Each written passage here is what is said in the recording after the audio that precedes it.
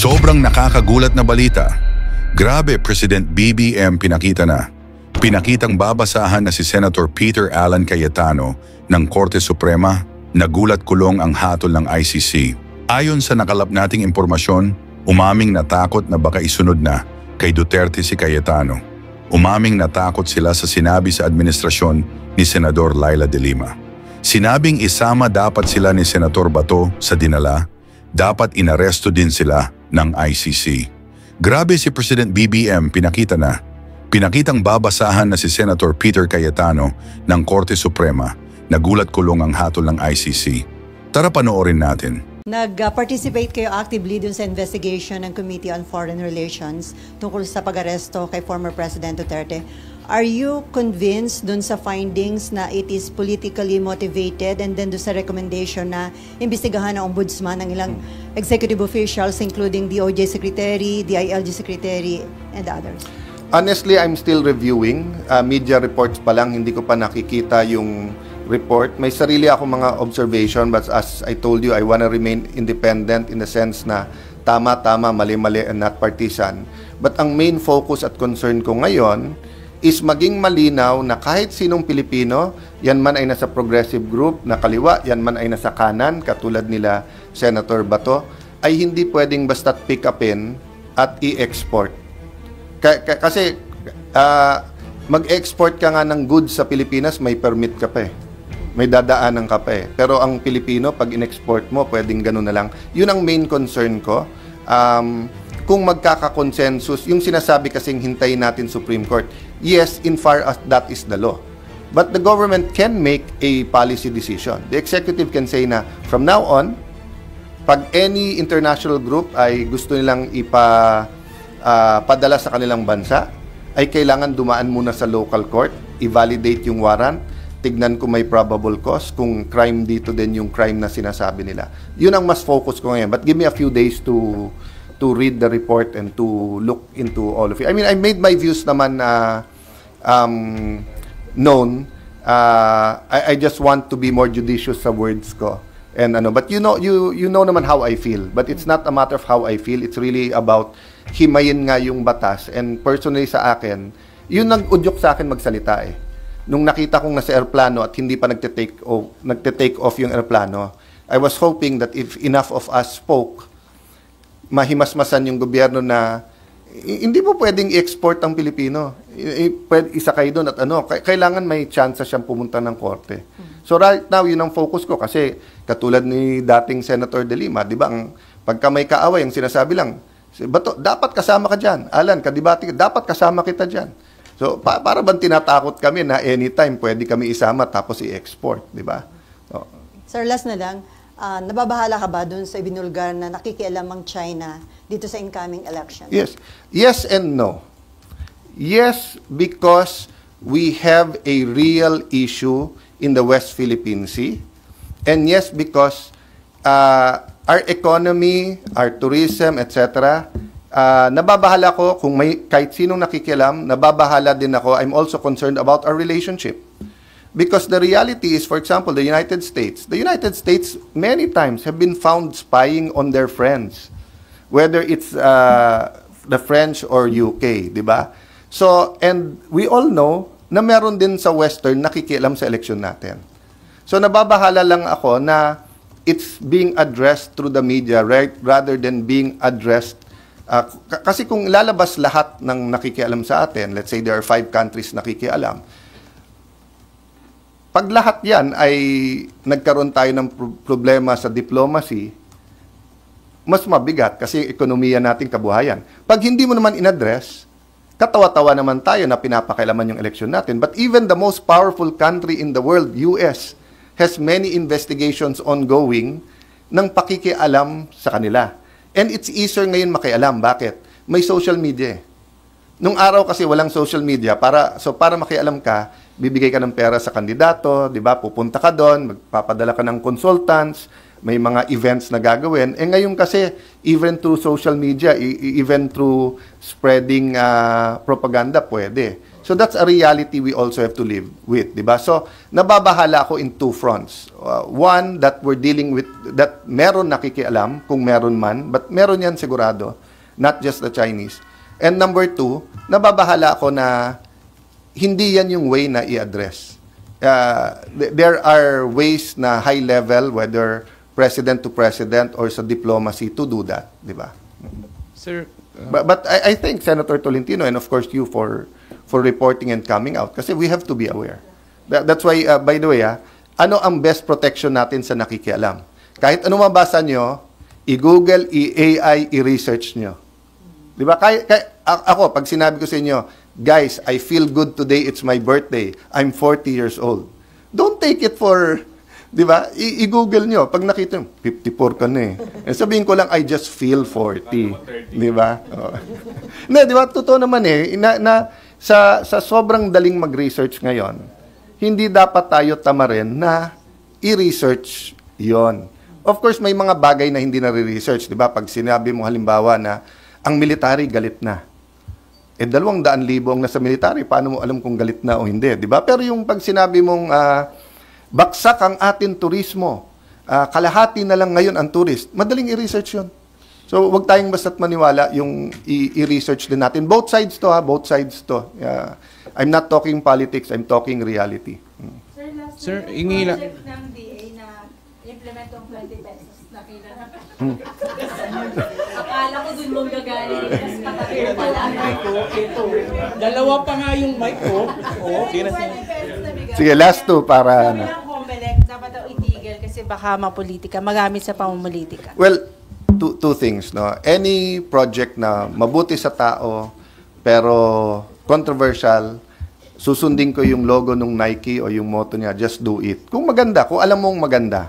Having said that, during election period, mas makapangyarihan sa presidente ang Comelec. So, kahit ano sabihin natin, sumunod tayo, kung desisyon. Kung advice, then advice is, di ba, yung parang tingin ko, ganito, kung opinion. Pero kung yan ay utos ng Comelec, wala tayong choice. Having said that, maraming proposals na controversial, pero kung tingin natin mabuti, listen to the criticisms, try to adjust, but just do it. Kung mabuti sa tao. Last question. Sir, Dito na talaga ako titingin, oh. sir, yung ano lang, in line dito sa question ni Mami Selly, yung meron daw na huling alleged Chinese spy dun sa Comelec kahapon, is it a cause of concern na rin? What's the other question sa likod? Para sabay ko na. Okay. So, nagsuspy ka sa kanya, no? Paano mo alam na same question ng, ano? Yeah. Two sides of the same coin. 'Di ba sa bawat coin or nung bata tayo, tao o ibon, 'di ba? Kasi nga, it's the same coin but has two sides. One of the side is in reality, whether you call it CIA, KGB, ano ba yung mga bago ngayon, Mossad, or yung iba ang tawag na nila Department of Research. Pero actually intelligence 'yan, 'di ba? So whether it's civilian or military intelligence, let's face the reality that in this world, everyone is researching everyone. Very tricky lang where intelligence becomes espionage. Kasi ano yung kinukuha mo lang yung tama para pagka nangligaw ka or may negotiation kayo, may enough information ka. So for example, if we have people in the US now na nagre-research ano pa talaga ang gusto ni President Trump sa tariff, that's to enable our two negotiators to get the best deal sa trade talks, di ba, sa tariff. Pero yung espionage, yung state secrets, and you mean them harm. So, ibang usapan na talaga yon. So, one side of the coin is that let's realize that's going there. The other side of the coin is yung counterintelligence. So, many countries do not have their counterpart of Mossad and CIA, but they have a group that is counterintelligence. How do you protect your country, your secrets, your diplomatic approaches? So, yes, nakakabahala, but it's mas nakakabahala na alam naman natin nangyayari yan for the last, 20 years, nag-heighten lang ngayon. What are we doing about it? Are we forming a real iba yung Iba yung intelligence sa counterintelligence.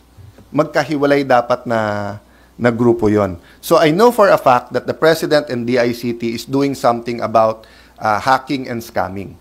But counterintelligence, ibalik ko ngayon sa security cluster sa Malacanang. Okay, kaliwat kanan yung accusations ng spying, not only by our allies, not only by our friends who have interest against us, but also those who claim na pareho tayo ng interest. So ang question, what are we doing about counterintelligence? Okay, thank you. Sir, patanong lang ni Mab, ano daw, update daw sa new Senate building. So, pumirma, I think si Senate President announced naman sa inyo sa pinirmahan niya. Let me try kung nandito si Senate President next week. Let me try kung mag-ano yung schedule. Doon tayo pumasyal, doon tayo mag-briefing.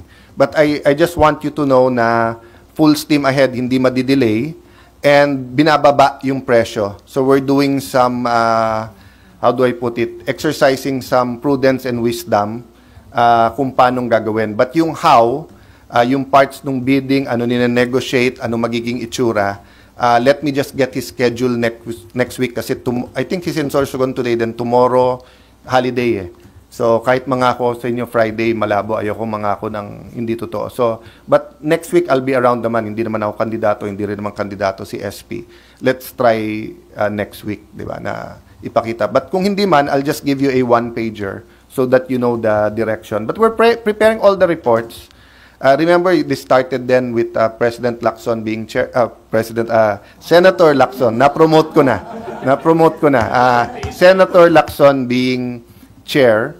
So we owe it to both Senator Lacson and Senator Nancy na transparent at makita nila yung direction at yung findings. But i-remind ko ulit kayo, ang trabaho namin, how to have the best Senate building at the soonest possible time at the least cost. 'Di ba? Best quality, least cost, fast time. Hindi ko trabaho in this committee to look for anomalies. Pang blue ribbon yon or hindi yun yung trabaho ko. But my report will be factual. So in a few minutes, we're going to start the Blue Ribbon Committee investigation into the bridge that collapsed in Isabela. We started out 2 points. Outrage na nangyari to. And outrage bakit walang preventive suspension, walang madalian investigation. In the meantime, nag-imbestiga sila. They took our recommendation. So even before formal recommendation of the committee, yung ating recommendation ni Senator Joel Villanueva sa hearing na magbuo sila ng team, ginawa nila. So they will present that today. But personally, aside from listening to the report, bakit bumaksak yung bridge, I will also be focusing on kung may mga defects yung bridge, may mga palpak, paulit-ulit, may mga repair, bakit ang gobyerno pa nagbayad ng repair instead of yung contractor? So parang initially lumalabas, palpak ang pagkagawa or design at kasalanan ng contractor at dapat gawin niya to, binayaran pa ng gobyerno, nag-alat pa ng pera, siya din ang nakakuha ng kontrata, kumita pa siya sa palpak niya. So, ito ay worse sa priniprito ka sa sariling mantika. Di ba? Prinito ka sa sariling mantika, nagka-problema, dinimanda mo pa yung nagprito sa'yo, kumita ka pa ulit. Di ba? So, having said that, I'll answer questions now or after the hearing, but we're going to look at individual roles of the different officials. And I'm happy that the higher ranking from the Secretary to the head USECs are all here today. So hopefully, 1 or 2 hearings matapos natin ito. Or maybe the other senators will ask to join after the elections. So we might still have a hearing after the elections.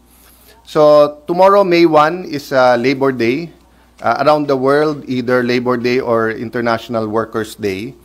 Allow me to read the preamble of our Philippine Constitution. No? Sabi ng preamble ng ating Philippine Constitution, and let me emphasize, ito po ang damdamin, aspiration, ito po ang pangarap, panaginip ng bawat Pilipino. We, the sovereign Filipino people, imploring the aid of Almighty God, in order to build a just and humane society, and establish a government that shall embody our ideals and aspirations, promote the common good, conserve and develop our patrimony, and secure to ourselves and our posterity the blessings of independence and democracy under the rule of law and a regime of truth, justice, freedom, love, equality, and peace, do ordain and promulgate this Constitution. So, nakadescribe dito kung anong klaseng society at gobyerno dapat meron tayo. Ano ang pinag-uusapan natin perennially pagka May 1? Hindi po ito napupunta parati sa minimum wage. Actually, kung titignan mo yung Constitution, ang pinag-uusapan sa Constitution, living wage. Di ba? Kaya, of course, nagpapasalamat ako sa mainstream media because every time maglabas ang NEDA o gobyerno, and I'm not talking about this administration alone, all the administrations, even the administrations I've supported, di ba? Pag naglalabas sila na 5,000, 10,000, 15,000 is enough for one family, di ba? Through you sa media, nag-i-interview kayo, nagre-research kayo, pinapakita na imposible naman ata na isang pamilya ay mabuhay sa minimum wage na yan, di ba? Renta pa lang, tubig, kuryente, wala pang internet, wala pang gamot, wala pang pag-aaral, pamasahe, hindi na kasya yan. So, the Constitution does not talk about a minimum wage. It's about a living wage. So, where does the problem come in? The problem comes in whether it's at the regional wage board, the tripartite board that determines kung magkano yung minimum wage, or sa national or legislative sa atin. Parating sinasabi ng big business na lalo yung micro, small, medium enterprise baka magsara, yung mga nagsisimula pa lang baka magsara, yung mga mag-i-invest sa atin na labor-intensive, baka lumipat ng bansa pag tinaas mo masyado yung minimum wage. Sasagot naman ang labor ng, kung totoo yun, bakit pataas ng pataas yung profits nyo? So it's an endless debate, di ba? So our problem is not only the solution, but ano ang mekanismo to get to that solution? And when I was meditating about this, praying about this, I realized na ganun din sa edukasyon. From the Philippines being number 2 only to Japan in our region, to going down to the bottom 2, bottom 3 in many things, including economics and education, dalawang commission ang nakatulong sa atin. EDCOM 1, EDCOM 2. Diba? So kung ang corruption at commission na illegal ang nakasira sa atin, yung commission na totoo, na may commissioners ng nagko-contribute at hindi nangungupit. So yung EDCOM 2, aware na aware kayo dyan kasi panahon na natin yan. Yung EDCOM 1 kay Senator Ed Angara, and even as new congressman, binasa ko yung summary. Malinaw, madali, implement mo, sana naayos, di ba? Nag-K-12, nag-pandemic, lalong gumulo, but kayo mismo nagre-report ng EDCOM 2. So ano ang proposal namin ni Senator Pia, and I'm discussing this also with the Senate President, a Labor Commission or LabCom, di ba? Kung lab natin ang Pilipinas, kung lab natin ang ating laborers, kung gusto natin yung mga OFWs, dumating ang araw, hindi na kailangan mag-abroad, we have to have a Labor Commission. Anong difference? Instead of a purely congressional Labor Commission, I propose a Legislative Executive LabCom. So, 3 commissioners from Congress, 3 commissioners from the Senate, yung cabinet na members na involved, NEDA, DTI, labor, and migrant workers, and then we can get 2 from big business or from the employers, and 1 or 2 from micro, small, medium enterprise, and 2 from the labor sector, di ba? Kasi makikita mo po dun sa EDCOM, so I'm not criticizing ourselves per se. Maraming pinapasa ang Senate at House. Pero, committee hearings natin, dahil 24 lang kami, kahit na major yung bill, 2-3 beses, di ba? Tapos, mag-interpellate a few hours, and then, pag na-veto, ulit na naman. Pero yung EDCOM, nakita nyo all throughout the year, every week, 1, 2, 3 meetings, the best minds na nakukuha, di ba? So, nakita nyo nung umpisa nung administrasyon na to, ng Senate na to, hanga ako kay Senator Robin magpatawag ng hearing sa federalism. And he really got best minds na pro and con, di ba? But despite that, walang consensus kung dapat mag-charter change at mag-federalism o hindi. Pero tignan nyo po yung EDCOM. Because we had the right people and it was multisectoral at tatlo, hindi lang isang senador, we're coming up with solutions na ginagawa na. No? And so later on, I'm also looking into an EDCOM 3 na kung saan kung pwede legislative executive na. Kasi 2 sa 3 ngayon, CHED, DepEd, and TESDA. So, ang Director General ng TESDA at ang head ng DepEd were senators and congressmen and were active sa EDCOM, di ba? So, CHED. So, I'll go to that later on. Baka after the election, we can discuss that. But, dito ko nahugot yung idea ng LaborCom na one final statement. If you say na, sir, okay naman yung tripartite, sir, tumataas naman yung living wage, okay. Pero bakit yung standard ng living sa ibang bansa, naayos nila? Bakit sa Japan, for example, hindi mahirap ang taxi driver, ha? May sariling bahay, nakakabakasyon. Pag tinanong mo yung taxi driver, for example, sa Singapore, saan ka nagbabakasyon? Sasabihin sa iyo, Thailand, Germany, Sweden, di ba? So, ba't sa atin, hindi makapagbakasyon ng 2-3 araw kasi isang kahig, isang tuka. So, yes, it's not all living wage. It's also magkano tubig, kuryente, may internet ba, may education, health. But the living wage is a big part of it. So, I'll stop there, but yan ang sanang maliit na contribution namin ni Senator Pia and myself and tulong ko kay SP sa administrasyon niya sa Labor Day. No? Na, it's not a solution. So I agree, kung may mag-criticize tomorrow, boss, hindi solusyon yan, hindi makakain yung sinabi mo. Pero ang problema nga, paikot-ikot na lang tayo.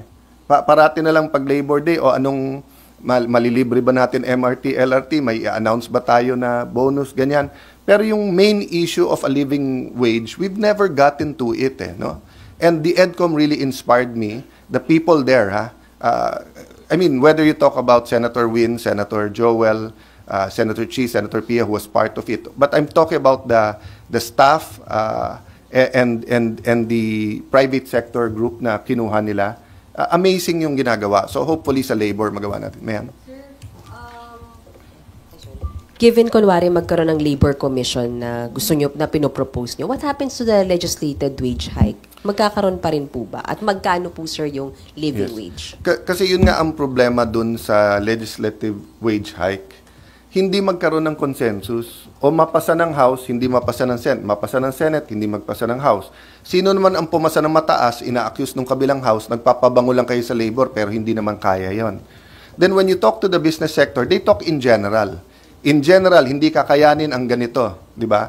So the LaborCom will not talk in generalities. It will come out industry specific.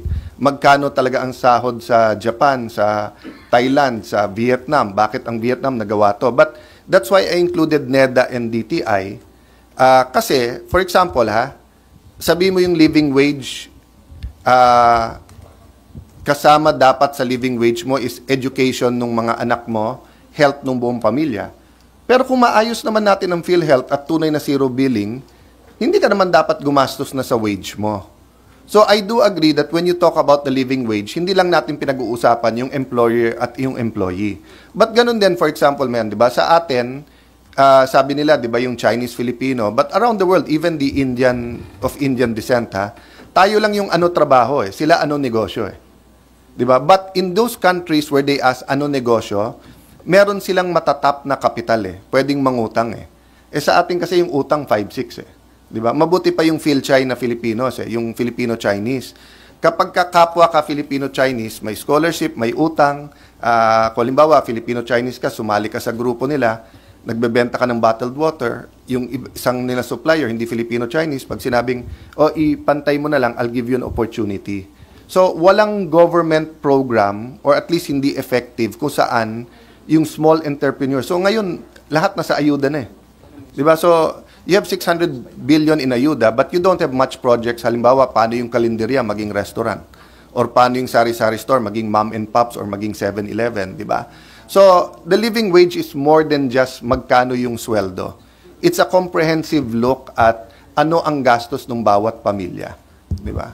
Sir, sorry, isa na lang po. So you're still pushing for a legislated wage Yes, hike. yes. So ang role ng Labor Commission will supply specific data to Congress? Ganun po ba? We will come out with a consensus of ano talaga ang living wage and ano naman ang part ng empleyado, anong part ng business sector at anong part ng gobyerno dun sa mga part na hindi dapat sa wages mo nang kunin.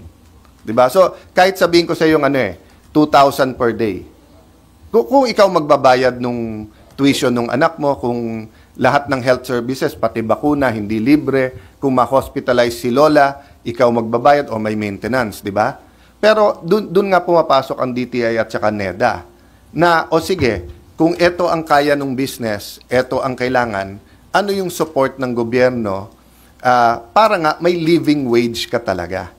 And the other thing is to come up with a real living wage. Kasi yung nilalabas ng NEDA parate, it's unrealistic, di ba? I mean, ilan sa inyo nag-interviewed people or yung or with activist groups, di ba? Gagawin nyo yung sinabi nilang amount. Pag sinabi lang 12,000, bibili kayo ng grocery o bibili kayo ng bigas, hindi talaga kasya, di ba? But again, as I said, no, hindi naman tayo na type of society na cold-hearted capitalist na kung saan yung wage mo lahat ikaw na. May mga factors doon, di ba? So kaya yung presyo ng kuryente, presyo ng tubig, yung ngayon nga hindi pa presyo ng internet pinag-uusapan, yung quality, di ba? Kasi realistically, kung maganda internet sa iyo, may e-commerce, may e-consulta sa health, yung education, katulad ngayon, sobrang init. Pero pag sinabi mong, muna, sa bahay muna kayo, internet, karamihan naman ng mga bata, hindi rin makafocus sa bahay. Wala ring internet, wala ring gadget, di ba? So the Labor Com will be more comprehensive, di ba? Sir, how do you tend to pursue this initiative? Bill, I'll file the bill on Monday. Kinoconsult ko lang kung sinong gusto sumama. But si Senator Pia, nagpalitan kami ng ideas yesterday. But yung inspiration ko talaga yung success ng EDCOM. Ang kaibahan lang sa EDCOM, it's a congressional commission. I want an executive legislative. Kasi kahit anong ganda ng proposal natin, pag ayaw ng executive, ipavivito sa Pangulo. So wala rin mangyayari. But if everyone na agrees, so if the Labor Com agrees, eto ang amount, each Filipino should be getting, let's say, 25,000, 30,000 a month. But ang obligasyon ng gobyerno, eto, may student loan, may free ganito, sa health, dapat may ganito, etc. So dapat yung amount na sinabi na yung kasya. Kasi pag ikaw naman laborer, di ba, wala naman diferensya sa iyo ang 20 at 50,000. Kung yung 30,000 na yun, may sasagot. So kung ang gastos mo sa gamot a month is 5,000. Pag sinabi ng employer, I won't give you the 5,000 but sagot ko yung gamot. Or sabihin ng gobyerno, hindi namin i-increase pero yung 5,000 na yan, sagot nung di ba? So that's one aspect of it, yung need. Of course, there's another aspect, yung mobility mo, yung career mo. Di ba? Hindi naman pwede pagka blue collar ka sa ating bansa, parati kang lower class, parati kang saling pusa. That's what I'm saying. Bakit sa ibang bansa, ang chef, ang waiter, chef naman sumikat lahat ngayon, but I'm talking about basic cooks, di ba? Yung accountants na hindi tapos ng accountancy pero nagpapatakbo ng small business, taxi driver. Bakit sa ibang bansa, they have a decent house, nakakapag-aral yung mga anak, hindi sila isang kahig, isang tuka. Bakit sa atin, isang kahig, isang tuka sila? Di ba? Sir, hindi kaya maging duplication ng trabaho ng DOLE and then yung binanggit nyo, the regional wage boards? Ang problema nga, walang nangyayari. I mean, 30 years na ako nasa politika since 98. So, 27 years na ako sa Congress. Nagkaroon ba ng tunay na living wage? Hindi. Ganun din. Tignan mo lahat ng major changes natin sa education except K-12 na it's a major good change but it's also a major headache and problem. But most of the reforms came from EDCOM 1 and 2. Kasi iba talaga yung hindi lang congressman at senador at hindi yung nagdidebate yung Malacanang at saka yung yung Congress. Iba yung magkasama tapos may consensus na doon. So if the 3 congressmen, 3 senators, 6 people from small businesses, labor, and then the 3 or 4 cabinet members agree, basically, yun na yung BICAM mo eh. Di ba? Meron ka na. So we might not all agree sa amount that they come up with, pero at least may movement. So like right now, kung hahatiin ko kayo, sige, debate tayo kung kayang additional 200, 300 or additional 500. Half of you will say kaya, half of you will say hindi. Pero when I say, sige, sinong may kaya o hindi? Kaya ba ng mga 7-Eleven or magsasara yun? O kaya ba ng San Miguel Corporation? Kaya ba ng Meralco? So may debate tayo eh. Pag sinabi mong hindi kaya ng Meralco, sandali lang, kakasabi mo lang, better first quarter, 10%, billion ng ano. O, pag sinabi mo namang hindi kaya ng mga 7-Eleven, malay ko ba kung ano yung ano nila, yung labor cost nila, di ba? Sir, other issue? Ngayon, ikaw, bilang Pilipino, ano ang masasabi mo at reaksyon sa balitang ito? Mag-iwan ka ng komento sa ibaba at atin pong babasahin isa-isa.